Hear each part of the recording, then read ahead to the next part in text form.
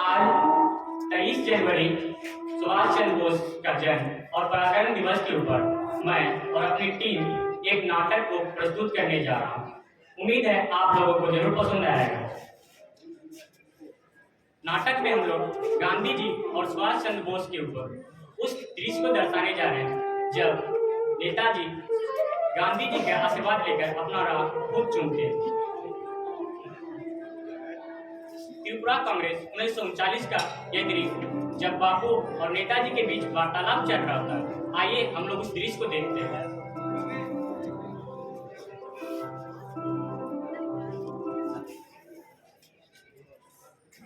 आप ही ने तो मुझे पहली बार कांग्रेस का अध्यक्ष बनाया था जबकि मैं देश निकाले पे था।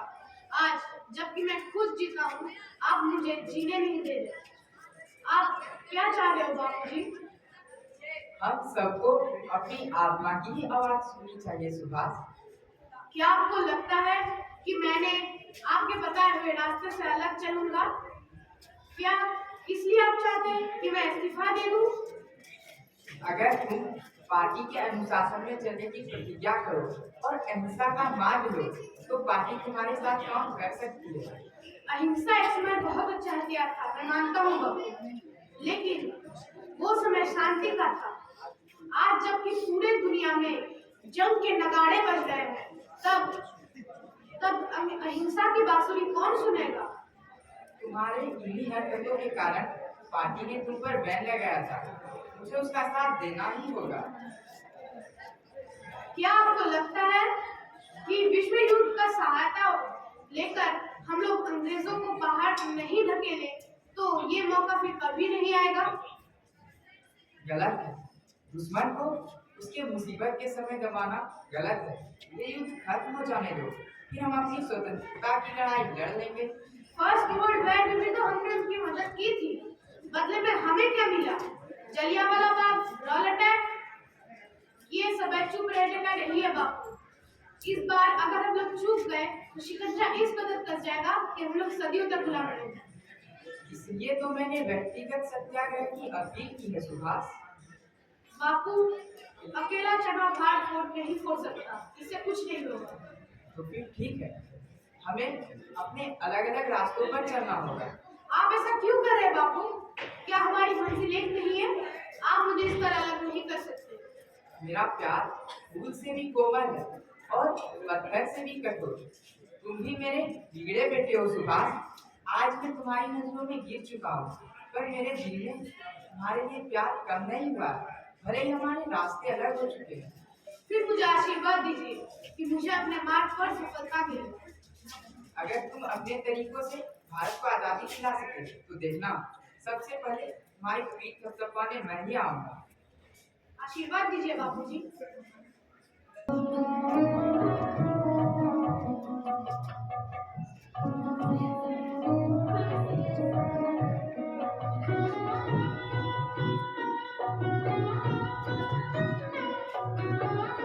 ये दृश्य 29 नवंबर 1940 की है जब जेल में नेताजी भूख हड़ताल करने पर अंग्रेजों द्वारा खाने के लिए टॉर्चर किया गया था। आइए उनका दृश्य देखते हैं।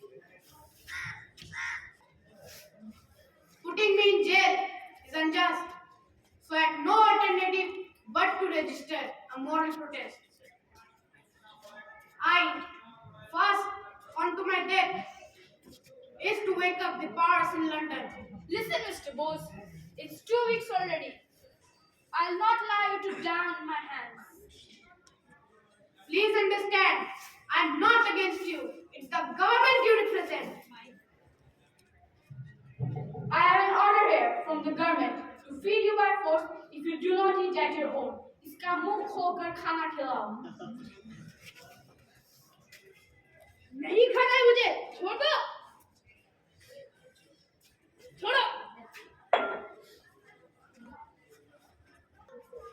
नेताजी की ऐसी हालत देखकर जेलर अपने बड़े ऑफिसर गवर्नमेंट हाउस कलकत्ता में सूचित करते हैं। आइए इनका दृश्य देखते हैं।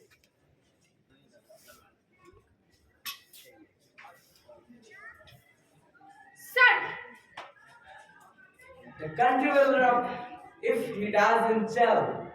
What am I to do, sir? He refuses to listen to the reason. And that Subhash may out to be more dangerous than a live Subhash. I'm afraid I cannot guarantee he will not die in jail.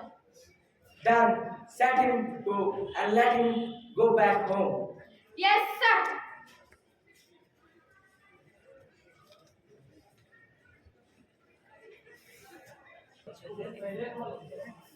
5 दिसंबर 1940 को नेताजी सुभाष चंद्र बोस को jail से रिहा मिलती, तब वे घर जाकर 15 दिन का एकांत नाटक का व्रत कर वे हिंदुस्तान छोड़कर काबुल के रास्ते रूस से ले जाते हैं और वहां जाकर एक क्रांतिकारी सेना का गठन करना चाहते हैं जो वे भारत को अंग्रेजों के स्वतंत्रता से आजाद कर सके।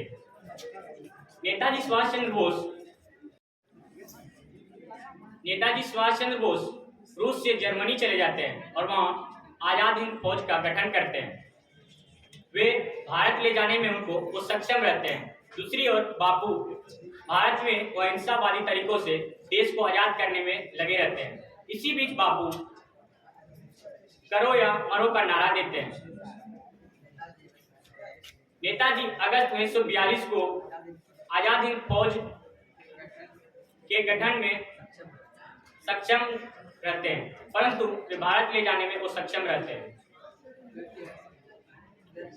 हिटलर की राय से वे पनडुब्बी की मदद से जापान चले जाते हैं और वहां इंडियन नेशनल आर्मी का गठन करते हैं। 1943 को वे दिल्ली चलो का नारा देते हैं। पिछले 30 वर्षों से मैंने जापान और साउथ ईस्ट एशिया के दूसरे देशों में मैंने भारत की स्वतंत्रता का उज्ज्वल ज्योति जलाए रखा, और अब जब समय आमने सामने की लड़ाई की आई तो मैं अपने इन बुरे हाथों से अपने इंडिया इंडिपेंडेंस और आज़ाद हिंद फौज का बागडोर मैं अपने सुभाष को दे देना चाहता हूँ। मिस्टर सुभाष,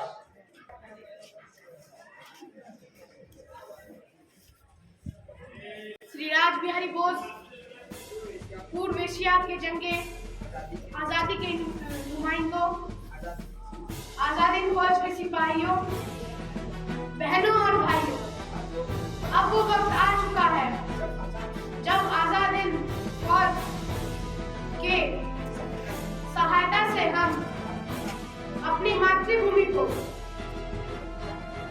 बलिदान देने में पीछे नहीं हटेंगे।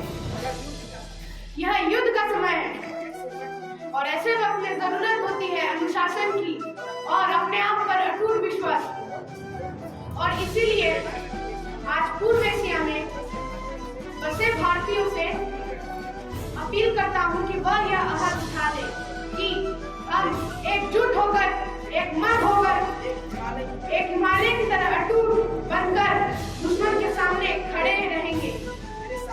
मेरे साथियों, मेरे सिपाहियों, आज से हमारा बस एक ही नारा होगा, चलो दिल्ली, चलो Delhi.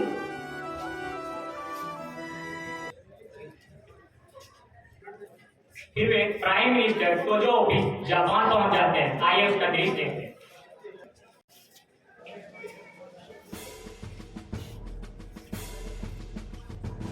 Welcome to Uniform Boss.